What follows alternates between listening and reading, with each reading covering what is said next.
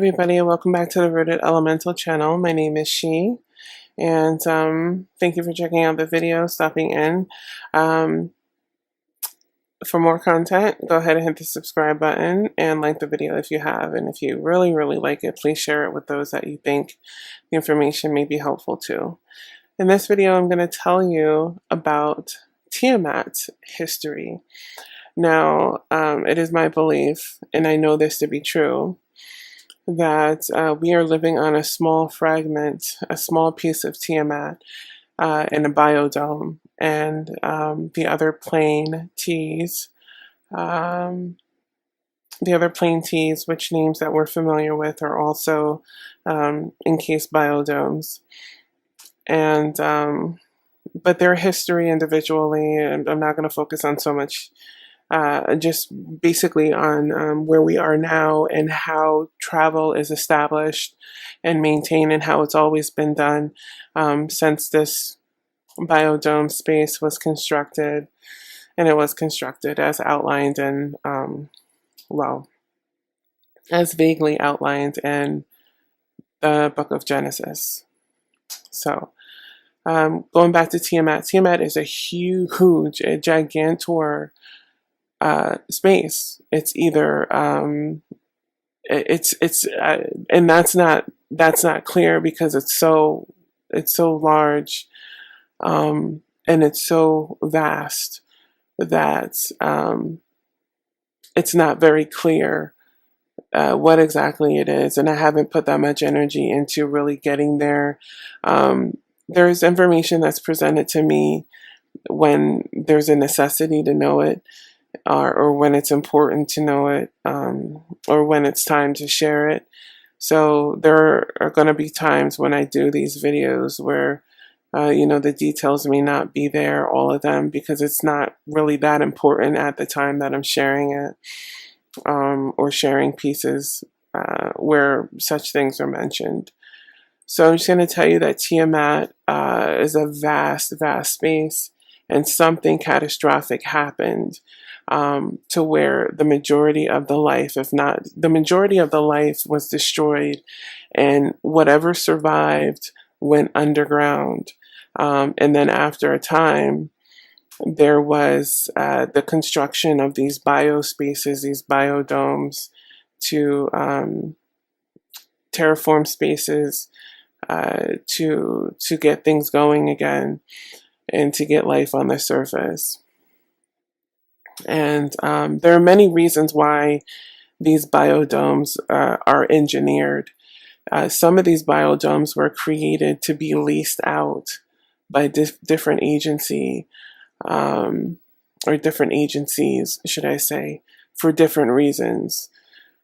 There are biological planes in which that have been created so that energy could be sourced, so that biological material could be sourced, sourcing for different things. And there is an ancient, or there is a long established, should I say, planetary management organization or agency that is in the works, and that is active in these different spaces. But what's really running the show on these biodomes is an ancient AI that manages these biological planes using transmitters and frequencies, because energy supersedes matter. It is through frequency that matter is manipulated and controlled. We know that sickness and people can be killed just through certain types of electrical impulses. We know that people and large populations of people can be influenced to use drugs by subliminal messages being sent out in ELF wave. ELF wave is extra low frequency, and extra low ELF waves are known to distort organic brainwave frequencies and to make the mind more pliable or controllable. So elf waves are advantageous. The use of elf waves is advantageous when it comes to humans. We know that these, electrical, um, these pulses and all these transmitters and all these things, we know that they kill birds, that they cause whales and dolphins to beach themselves. There were cases in the 80s and in the 90s where the Navy was caught, doing whatever they were doing, and it was causing whales and dolphins and and the merfolk to beach themselves and to become sick and die. So that's how these AIs control these biospheres, is through transmitting signals and that sort of thing. And again, this is a very old AI system, and that's how it's done. That's part of how it's done. So travel within and outside into other planes is done through the ocean underwater.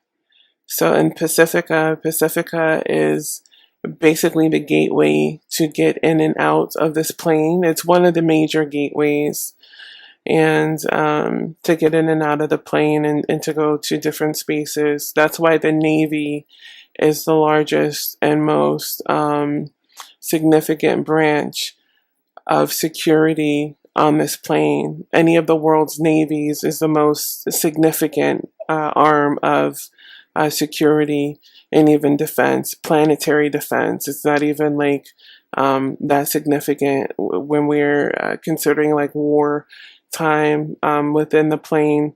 That's more of a combat thing, but the naval branch is really the branch that controls and secures the plane itself, and they monitor what comes in and out of the plane via the waterways and other things like that. So that's how travel is accomplished.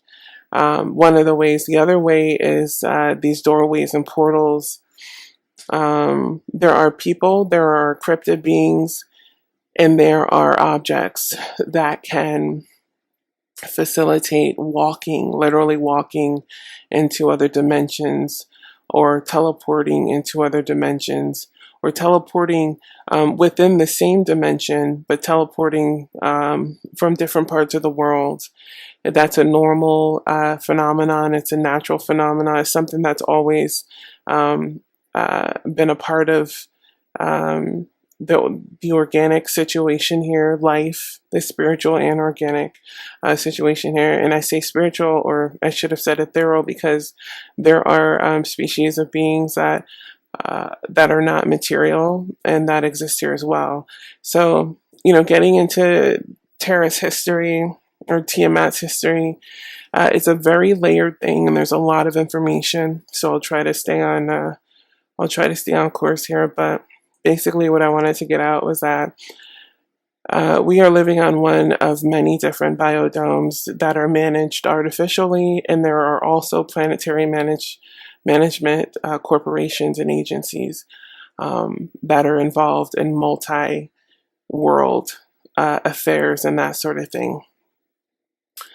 Tiamat originally was open air. There was no biodome. I mean, the biodomes were only created after whatever happened on the surface of Tiamat happened that caused so much destruction to where no organic life was able to survive on the surface.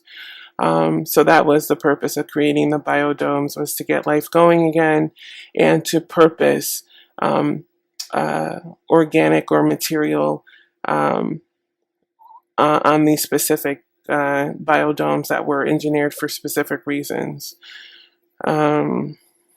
So there's kind of like an industry that exists with and on some of these biodomes that are specifically set up for industry. in sourcing, and some of these biodomes are leased. Like the Earth space has been leased to different civilizations, different. Um, so Earth has been leased previously. This is why there have been several different advanced civilizations, a lot more advanced than we are. And we see the remnants of that. A lot of the buildings are still left over, the infrastructure is still left over after the resets. So what happens is that this space is leased, and you'll have a civilization here, and then when their time is up, there is a major reset. And once that reset occurs, there are, well, actually, prior to that, there are bodies that are engineered in these underground facilities, and they're brought up, which is like the orphan trains. We saw that with the orphan trains, where children just appeared out of nowhere, and there were never any adults anywhere, or hardly any adults anywhere. No one that could pass down a lineage of history verbally or anything like that. So then when the children come on the surface after being bred and created essentially in these facilities underground, history is then manipulated. They find themselves in a new world, right? Which is what we were, the new world. And history is dictated to them, and then they appear to be a people who don't fit the backdrop, which is a previous infrastructure. So they don't fit. They don't fit into the environment. We see that in these pictures from like the 1800s and then the early 1900s. They don't fit in. They look odd. They're primitive people behind an advanced tech background. So this is what happens when there's a reset. So then the agency, the planet, the whatever this organization is that's managing, they send in people from time to time to key in advanced technology to get certain in certain time frames to move civilization into a certain direction. They're fed a false history. You have these systems of education and all this other stuff set up, and then it's just kind of like it's either going to be an in-between gateway, kind of like a pivotal civilization type of thing, or just kind of like holding space into whoever else comes in, or that, I guess that'll be the new group. So who knows? But what we do know is that this space has been occupied before, and there have been many major wars fought here, wars so devastating and destructive that it's still evident today. All of the large trees, the gigantic trees that were cut down in the American Southwest, all of the temples and stuff that was out there that we would never know were there. But I go into that in my artifacts video. There was such a rich civilization out in the Four Corners area of the United States, and there were buildings there that were mineralized and melted, and some of which you can see because some of the ancient people there actually used part of those buildings, what was left of them, by carving out or living in whatever was not melted. So that's where you see those images of spaces that it looks like people dug in rooms or spaces into the mountains, which is really not the case. They're just residual spaces of buildings that were attempted to be destroyed. So they were just living in what's left over of those spaces. And some of them, of course, were built organically by ancient people. But anyway, so that's pretty much it. Our plane is controlled using transmitters and electromagnetic energy and other thought mind control technology, as we know, because energy manipulates matter, always supersedes matter. And that's done through an ancient AI system of transmitters and that sort of thing. And even organic modes of transmission, because mineralized rocks well, mineralized or mineralization can actually be a conductor to certain types of electromagnetic um, can help to transmit those sort of things. So, there are rocks that can or mineralization that can assist in that. So it's not always going to be tech that's involved in that sort of thing. Even though we know, like um, the previous advanced civilization that was reset not that long ago used a lot of artificial electromagnetic tech and like Wi-Fi and that sort of thing, which is evidenced in their buildings and the structures of their buildings. Their buildings were essentially machines using sound and, again, electromagnetic energy that was harnessed and which fed the buildings and the communities with a certain level of electricity. So, yeah.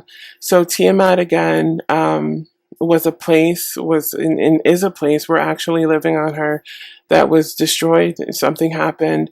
At some point, it was decided that these biodomes would be constructed. Some of them were created for certain reasons, others for other reasons. And transport is established through the water or is maintained through the oceans and within the water and underground. Um, and there are various types of species, what we're calling cryptids or aliens, or really just residual life forms that did not die off. And whatever this event was, most of the life actually went underground, excuse me. When whatever happened, they went underground, and whoever was left over decided that they would create these biodome spaces. Because even though they went underground, not everybody wanted to stay underground. So if you're used to living on the surface, it only makes sense to create these spaces. And so going back to the trees, the gigantic trees, if you watch the movie Avatar, if you watch the movie Avatar, then you understand the significance of these trees and how large they were. Cameron really did a bit of justice by telling the truth about the real origines and the origines as an Aboriginal or the real native groups here, and how significant the trees were, because the trees are also um, a gateway for time travel and dimensionary travel. That's why the Four Corners area that had all these large trees, there's a lot of residual electromagnetic energy and a lot of portals, a lot of people that go into the stumps, which they think are mountains. They're really tree stumps. They go in, and some people don't come out. And there are people that report distortions and that sort of thing in that area. There are also, like I said before, there's temples and stuff. And there's a forbidden space where the military doesn't allow anybody to go into. And we know that they have a lot of artifacts from advanced civilizations. And there's a lot of giant skeletal remains and other technology and stuff that they're refusing to allow the public to have access to. So in other words, we live on a pretty interesting space. And it was my pleasure sharing this information because it's information I've wanted to share for a while. But I think now is a good time to start sharing it. And so I think it's important that, we keep an open mind for those that have a hard time with information like this. Try to keep an open mind and do some research, keep your eyes open, and start listening to your sensory. Don't piggyback off of indoctrinated information. Start listening to your sensory and question things that are different. That are just question everything. Because one of the things that we're taught is we're kind of shamed out of questioning things, and so keep an open mind. And this will probably be a multi-part thing, because there's always going to be more information to share as it comes to me. And I'll probably forget something that I wanted to mention in this one. So stay tuned, and thanks for tuning in. Take care, guys.